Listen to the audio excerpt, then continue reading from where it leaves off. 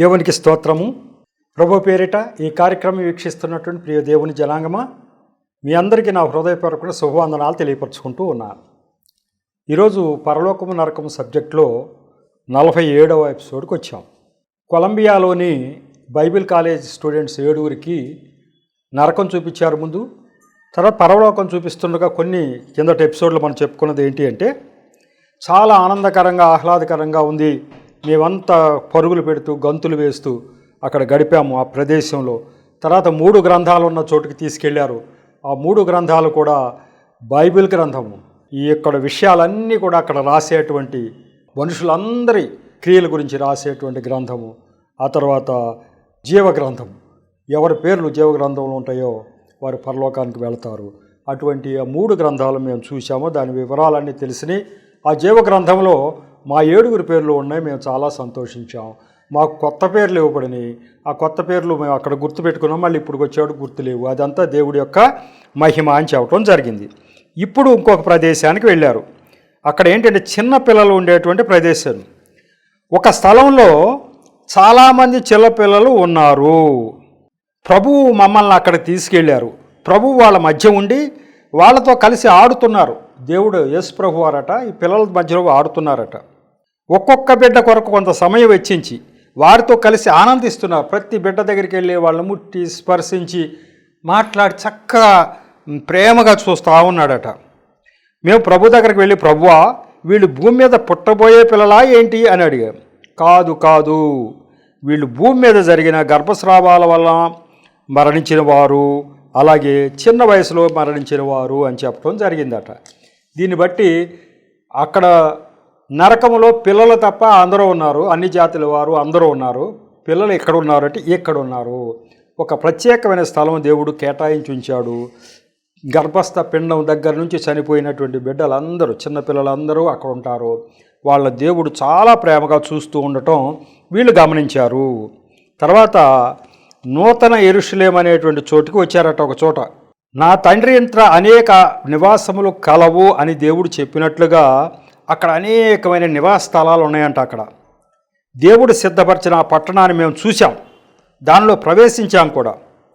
మాకంటే ముందు యేసు ప్రభు వెళ్ళి మనకు నివాస స్థలాలను సిద్ధపరుస్తా అన్నారో అవన్నీ సిద్ధపరిచి ఉంచేశారంట. ఇక్కడ ఎవరైతే పరలోకానికి వెళ్ళబోతున్నారో వీళ్ళందరికీ ఒక్కొక్క సౌధం అక్కడ నిర్మించబడి ఉంది. ఆ ఇంటి మీద రాబోయే ఆయన పేరు కూడా రాసేసి ఉందట. అవన్నీ తీసుకెళ్ళి లోపలికి భాగం అంతా చూడటానికి మాకు అనుమతి ఇచ్చారు. ఒక్కొక్క ఇంట్లోకి వెళ్ళి మేము, ఇగో ఇది ఫలానా ఆయన కోసం నేను నిర్మించా, మరి రత్నాలు వజ్ర వైఢూర్యాలతో నిర్మించినటువంటి ఇళ్ళు కూడా ఉన్నాయట అక్కడ. అవన్నీ చూపించడం జరిగింది. కాబట్టి బైబిల్ గ్రంథంలో రాసింది, యేసుప్రభు వారు చెప్పింది, నేను వెళ్ళి మీ కొరకు స్థలం సిద్ధపడటానికి వెళుతున్నాను అని చెప్పి దేవుడు చెప్పాడు. యోహాను సువార్త 14వ అధ్యాయంలో. నిజమే, అది చూశారు వీళ్ళంతా కూడా.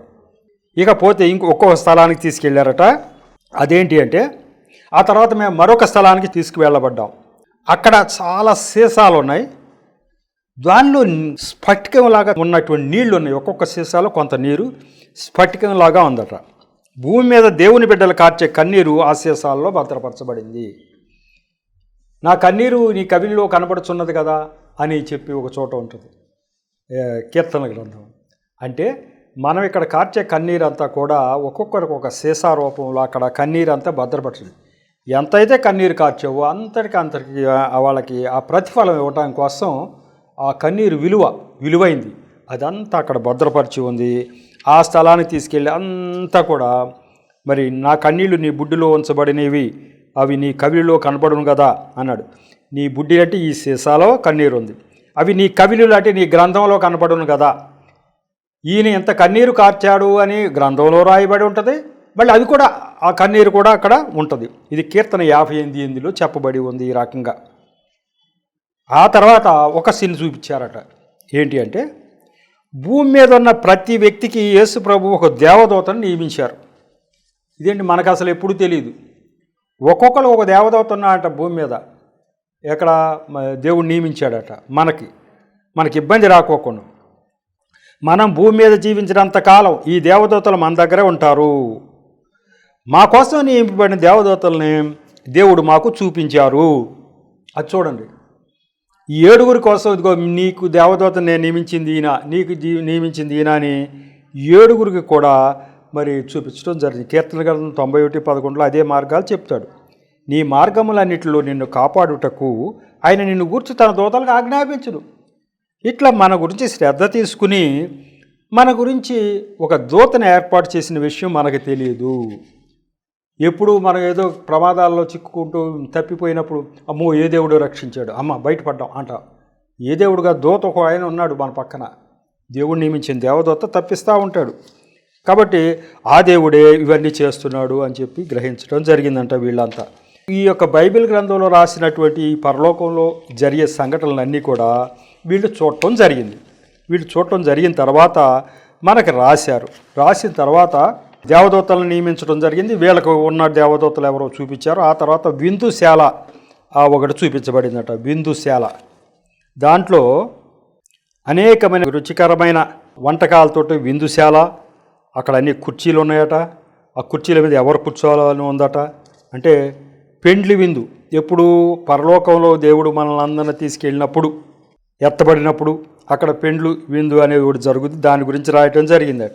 అలాగే ఇంకోటి ఏంటి అంటే మనం తెల్లటి వస్త్రాలు ధరించుకోవాలి కాబట్టి ఆ తెల్లటి వస్త్రాలు కూడా తయారు చేయటం చూపించారట. ఆ తర్వాత పరలోకంలో ఉన్న అబ్రహాముని వీళ్ళు చూశారు. దేవుని గ్రంథంలో రాబడిన గొప్ప గొప్ప పరిశుద్ధులను మేము చూసాం. చాలామందిని చూశారు కావచ్చు. అబ్రహాముని చూసాం, చాలామందిని చూశారట. అబ్రహాం చూసినప్పుడు ఎంతో ఆశ్చర్యపోయాం. ఎందుకంటే ఆయన తల వెంట్రుకలు తెల్లగా ఉన్నాయి కానీ శరీరాకృతిలో కానీ రూపంలో కానీ ఆయన వృద్ధునిలాగా మాకు కనిపించాల. అబ్రహాం గారట తల వెంట్రుకలు అయితే తెల్లగా ఉన్నాయి కానీ మనిషి మట్టికి ఏమాత్రం ముసలాయనలాగా కనిపెట్టలేదట. ఆయనకున్న జ్ఞానాన్ని బట్టి ఆయన పెద్దవాడుగా అనిపిస్తూ ఉన్నాడు. ఆయన మాటలు విని మేము ఎంతో చక్కగా మాట్లాడేట. మేము ఎప్పటికీ మర్చిపోలేము. ఎన్నో మాటలు ఆయన మాకు చెప్పారు. ఆయన మమ్మల్ని సాధారణంగా ఆహ్వానించి త్వరలోనే మేము అక్కడికి రాబోతున్నామని చెప్పారు. దేవుని రాకడ అతి సమీపంగా. అయ్యా ఆయన చెప్పాడు అబ్రహాం గారు, మంచి జీవితాలు జీవించండి, మంచి పరిచర్య చేయండి, మీరంతా త్వరలో మళ్ళీ ఇక్కడికి వస్తారు మా దగ్గరికని అబ్రహాం గారు చెప్పడం జరిగిందట.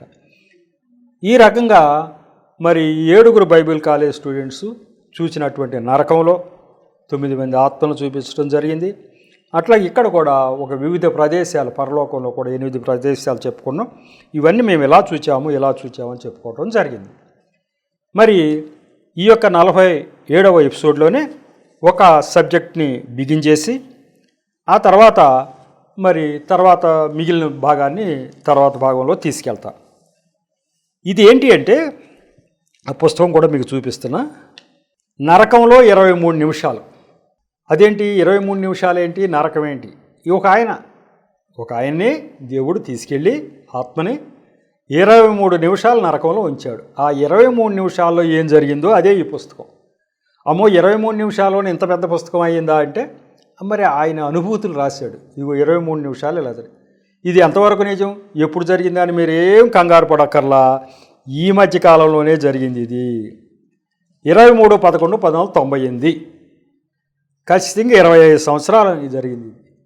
ఎంతో కాల 98వ సంవత్సరం 25 సంవత్సరాలే డేట్తో సహా రాశారు. 23/11/1998లో జరిగింది. ఈ 23 నిమిషాలు నరకములో సంఘటన ఇది. ఈయనైతే యేసు ప్రభువుని నమ్మిన ఆయనే. అప్పటికి ఒక పాస్టర్గా పనిచేస్తున్నాడు. ఈయన పేరు బిల్వే ఇసే. ఏ ఊరు సంఘటన అంతా చెప్పుకోవాలిగా మనం. కాలిఫోర్నియా, అమెరికాలో కాలిఫోర్నియా అనేది ఒక రాష్ట్రం. ఈయన కాలిఫోర్నియాలో ఉంటాడు. ఈయన 16వ సంవత్సరంలోనే బాప్తిజం చేసిన దేవుడిని ఎరిగిన మనిషి. కొంతకాలంగా ఒక పాస్టర్గా కూడా పనిచేస్తున్నాడు. ఈయన భార్య పేరు అన్నెత్తే, ఈయన పేరు బిల్వే ఇసే. ఈయన భార్య కూడా ఒక లాయర్ గారు. సరే ఈ సేవ చేసుకుంటా ఉన్నాడు.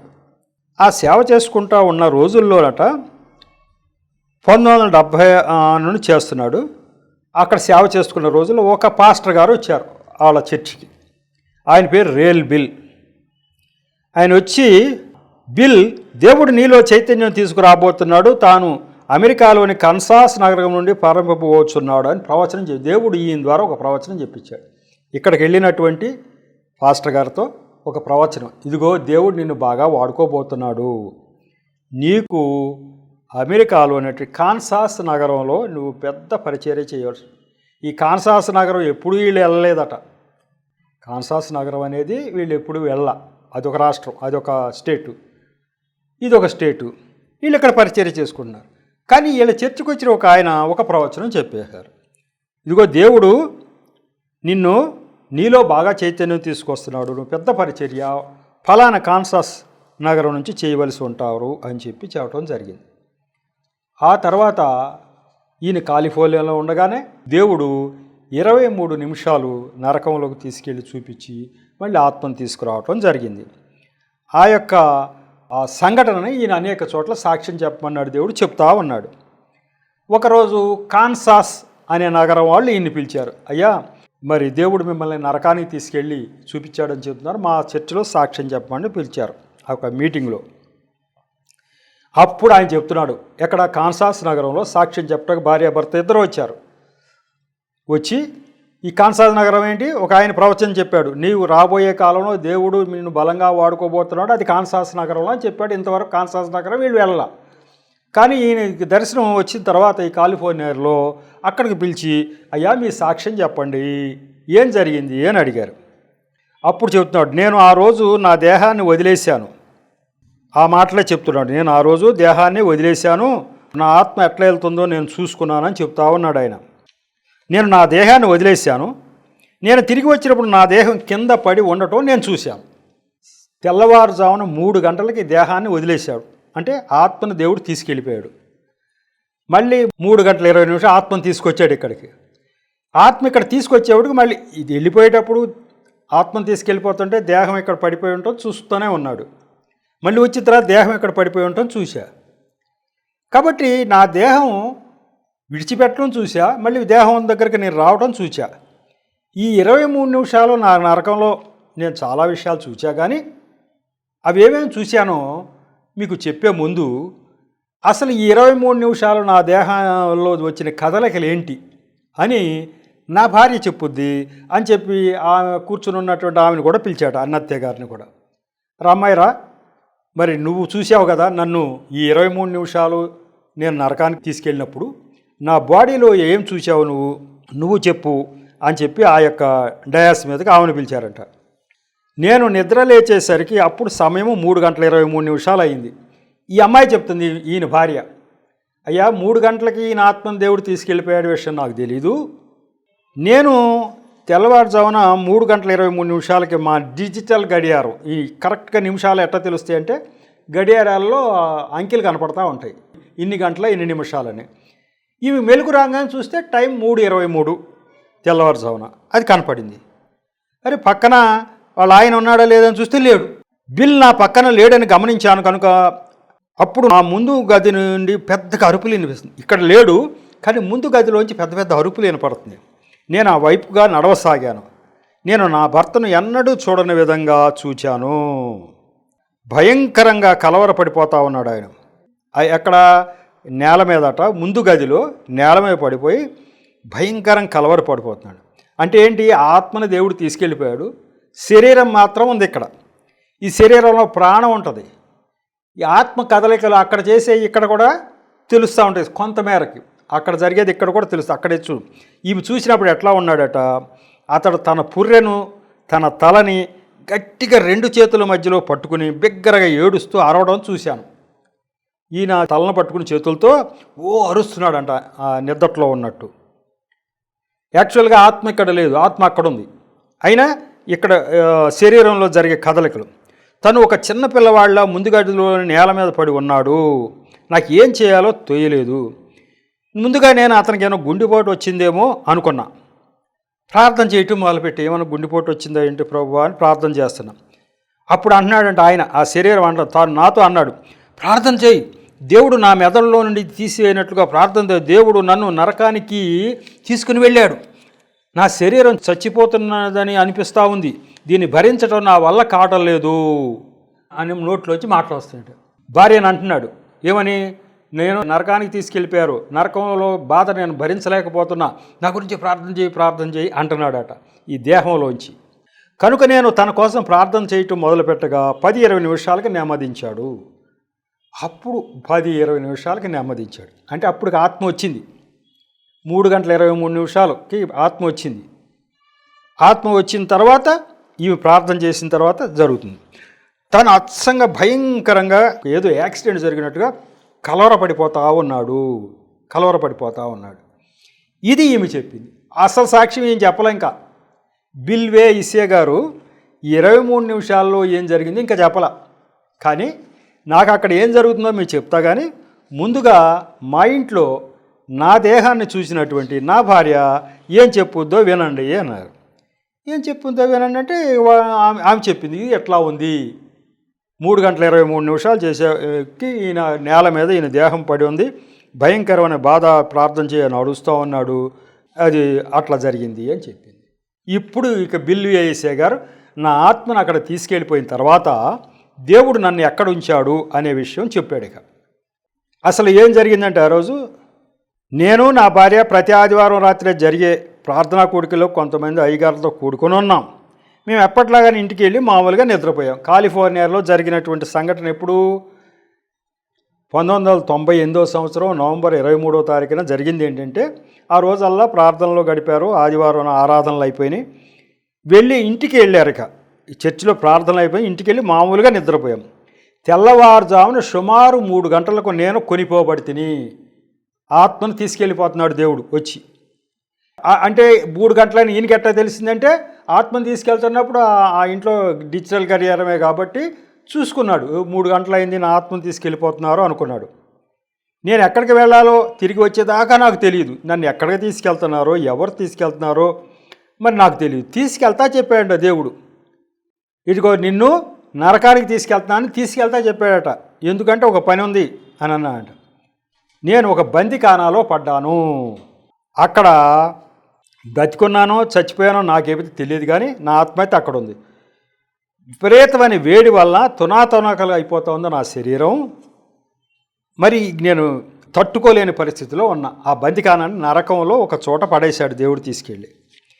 ఏంటి ఇదంతా ఎందుకు తీసుకెళ్ళాడు అని అంటే, అసలు నరకానికి వెళ్ళిన వాడు ఎటువంటి బాధలు పట్టాడో చూడాలని చెప్పి ఉద్దేశంతో తీసుకెళ్ళడం జరిగింది. అక్కడ దయ్యాలు ఉన్నాయట. ఆ దయ్యాలన్నీ కూడా రకరకాలుగా హింసలు పెడతా ఉన్నాయి. ఆ హింసలు ఎలా ఉన్నాయి అనేది కొద్దిగా రాసి చూపించాడు ఈయన. ఆ యొక్క హింసలు పెడుతున్నప్పుడు అయ్యా దేవుడు ఈయనకి అక్కడ జరిగిన విషయం ఏంటంటే, ఈయనకి దేవుడు ఎవరో తెలియకుండా ఒక అన్యజనుడు చనిపోతే, అమాంతం నరకానికి వెళ్ళిపోతే వాడు ఏ పరిస్థితి అనుభవిస్తాడో ఆ పరిస్థితి నువ్వు చూడాలి అని తీసుకెళ్ళాడు.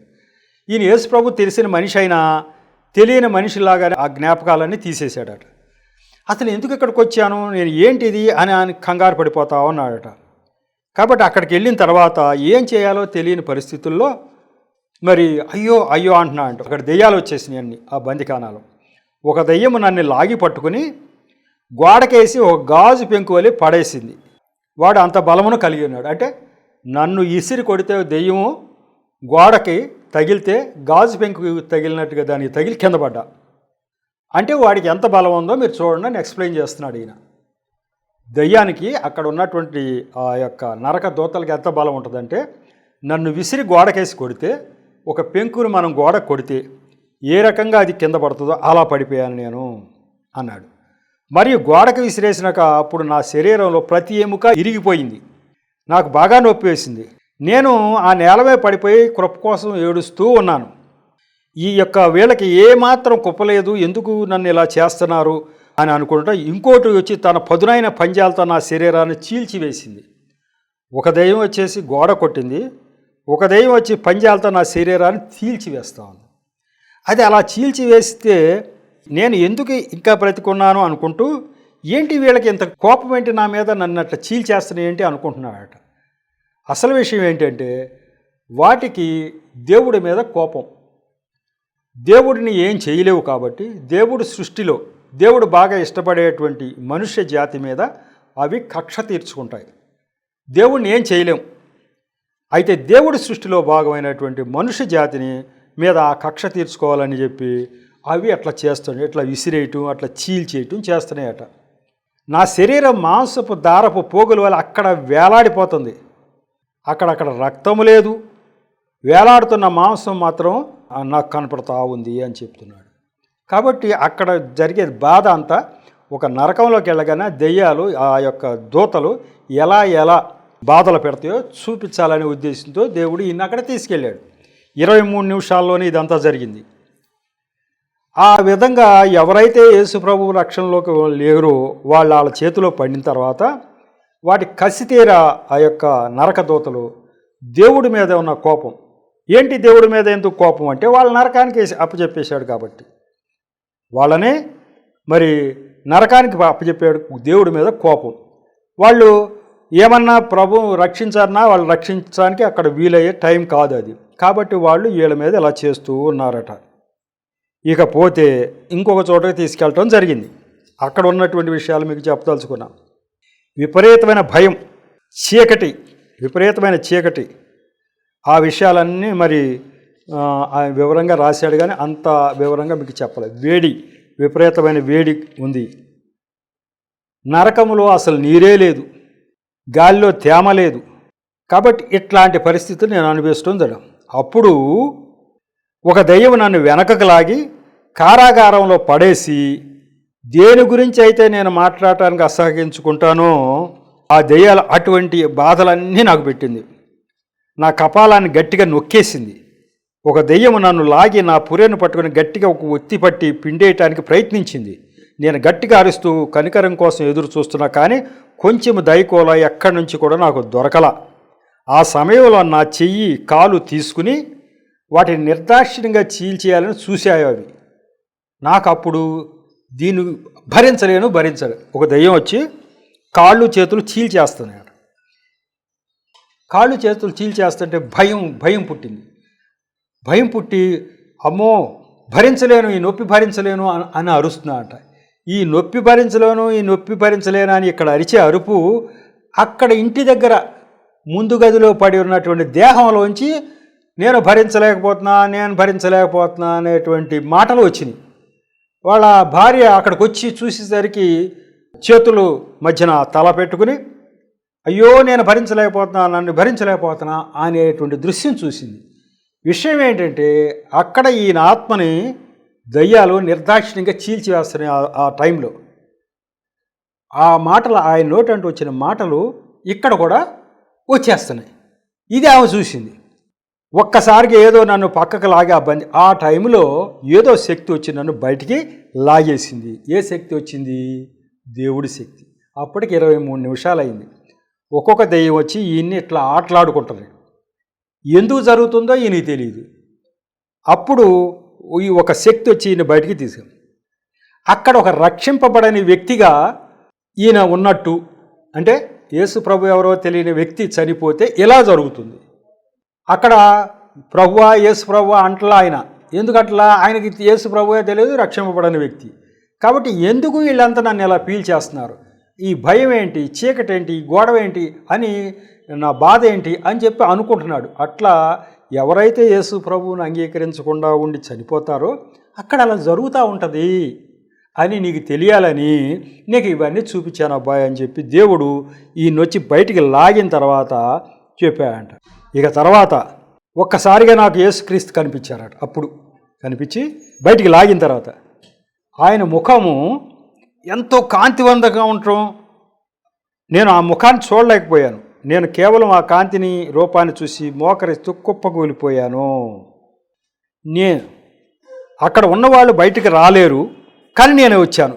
ఎందుకు వచ్చాను అంటే ప్రభువు నన్ను బయటికి తీసుకొచ్చారు. కాబట్టి ఈ 23 నిమిషాలు నేను పడిన బాధ ఒక వ్యక్తికి నకారికి వెళ్తే జీవితాంతం ఆ బాధ పడవలసి ఉంటుంది అని చెప్పి నేను గ్రహించాను. అప్పుడు నేను అడిగా, దేవా ఎందుకు నన్ను ఈ చోటుకి పంపావు, ఎందుకు నన్ను ఇక్కడికి పంపావని అడిగాడు. అప్పుడు దేవుడు చెప్పాడు, అయ్యా ఈ 23 నిమిషాలు దేవుడు బయటికి లాక్కొచ్చిన తర్వాత, అయ్యా ఎందుకు నన్ను ఇక్కడ పడేసావు 23 నిమిషాలంటే ఆయన చెప్పు, ఎందుకంటే ప్రజలు ఈ చోటు ఉన్నదని నమ్మరు. కొంతమంది నా బిడ్డలే ఇంకా ఈ చోటు నిజంగా ఉన్నదని కూడా నమ్మటం లేదు. కాబట్టి నువ్వు చెప్పటానికి నిన్ను తీసుకొచ్చాను అబ్బాయి అన్నాడు. నిజమా కాదా? మనం అందరం చాలామంది ఎంతవరకు నిజంలే, క్రైస్తవులు కూడా చాలామంది అంటారు ఏమి ఎంతవరకు నిజం అంటారు. ఈ పరిస్థితి దేవుడు చూస్తున్నాడు. ఈ నరకం ఉంది అబ్బాయి అని నువ్వు బైబిల్లో ఉంటే ఏముందలే అని నమ్మట్లా, అది నువ్వు చెప్పాలి అని చెప్పి ఇప్పుడు ఆయన చెప్తున్నాడా లేడా? మనమన్నగా జరిగి ఎన్ని సంవత్సరాలైంది? జరిగి 25 సంవత్సరాలు, 98లో జరిగింది. కాబట్టి ఈయన చెప్తా ఉన్నాడే లేదు? చెప్తున్నాడు. ఇక అప్పటి నుంచి ఈ యొక్క కన్సాస్ అనే నగరంలో సాక్ష్యం చెప్పింది, సాక్ష్యం రాశారు. ఇక ఈయన ఊరు తిరిగితే ఇదే పని చేస్తూ ఉన్నాడట. ఊరు తిరిగి ఇదే పని చేస్తూ ఉన్నాడు. ఎందుకు నన్ను ఎంచుకున్నావు అని అడిగాడు ఈయన. అయ్యా బాగానే ఉంది, నేను ఒక పాస్టర్ని, ఏదో నా బ్రతికేదో నేను బతుకుతున్నా, నన్నే ఎన్నుకుని నన్నే నరకానికి తీసుకెళ్ళి ఈ 20 నిమిషాలు అక్కడ ఎందుకు ఉంచావు అంటే దేవుడు దానికి సమాధానం చెప్పలేదట. కాబట్టి ఒక్కొక్కళ్ళని ఎంచుకుని నువ్వు స్వార్థ ప్రకటించవయ్యా అని దేవుడు అంటాడు. అయ్యా నువ్వు నన్నే ఎందుకు ఎంచుకున్నావంటే ఆయన ఇష్టం. ఆయనకు అడ్డు చెప్పగలవాడెవడు? ఆయన ఎవరిని ఎంచుకోవాలో ఒకళ్ళని ఎంచుకున్నాడు. నన్నే ఎందుకు ఎంచుకుంటాడో దానికి సమాధానం ఆయన ఏం చెప్పలేదట. ఇక ఆయన చెప్పిన మాటలు చెప్తున్నాడు. వెళ్ళి అందరికీ చెప్పు, నేను ఈ చోటును అసహించుకుంటాను అని నేను సృష్టించిన ఏ ఒక్క సృష్టి కూడా ఇక్కడ వెళ్ళడం నాకు ఇష్టం లేదు. ఏ ఒక్కరు కూడా, నేను ఎప్పుడు కూడా మనిషి కోసం దీన్ని చేయలేదు. ఈ చోటు దెయ్యాలకు వాటి దేవతల కొరకు చేశాను. నువ్వు వెళ్ళి ప్రజలకు చెప్పాలి. నేను నీకు నోరిచ్చాను, నువ్వు వెళ్ళి చెప్పు అని చెప్పాయంట. ఆఖరికి బిల్వే ఇసే గారికి చెప్పిన మాట ఏంటంటే, ఎందుకయ్యా నన్ను ఇక్కడ తీసుకొచ్చి ఇన్ని చూపించావంటే, ఎందుకంటే ఇందుకు నీకు నోటికి ఎంత మాటలు వస్తే ఎన్ని చోట్లకి వెళ్ళాలంటే అన్ని చోట్లకి వెళ్ళి ఈ విషయాలన్నీ చెప్పు అని చెప్పడం జరిగింది. ముగింపుకు వచ్చాము. అయినా ఇంకా చిన్నగా 2 మాటలు చెప్పుకుని ఇంకా స్వర్గం, పరలోకం, నరకం అనే విషయంలో ఏమేమి చర్చించుకున్నాం తర్వాత ఎపిసోడ్లో కంటిన్యూ చేస్తాను. ఇది 47వ ఎపిసోడు, ఇంతటితో ముగించుకుందాం. మరి దేవుడి యొక్క మాటలను సాక్ష్యాన్ని దీవించునుగాక. చిన్న ప్రార్థన చేసి ముగిస్తా. కృపగల దేవ ప్రభువా, మీకు స్తోత్రాలు తండ్రి. ఈ యొక్క నరకంలో ప్రభువా 23 నిమిషాలు గడిపిన బిల్వే ఇసే గారి చరిత్ర చెప్తుండగా మీరు సహాయం చేశారు. నా నోటి ద్వారా మీరు మాట్లాడారు. విషయాన్ని గ్రహించుకున్న బిడ్డలు అనేక మందికి చెప్పడానికి సహాయం చేయండి తండ్రి. అలాగే ప్రభువా, మరి ఈ కార్యక్రమాలు వీక్షిస్తున్న ప్రతి బిడ్డను మీరు దీవించాలి. అలాగే నన్ను పరిచయం కూడా దీవించమని మా ప్రభుని రక్షకుడనే నామములో పరమతండ్రిని ప్రార్థించి వేడుకుంటున్నా తండ్రి. ఆమేన్. మరొకసారి మీ అందరికీ వందనాలు తెలియపరచు.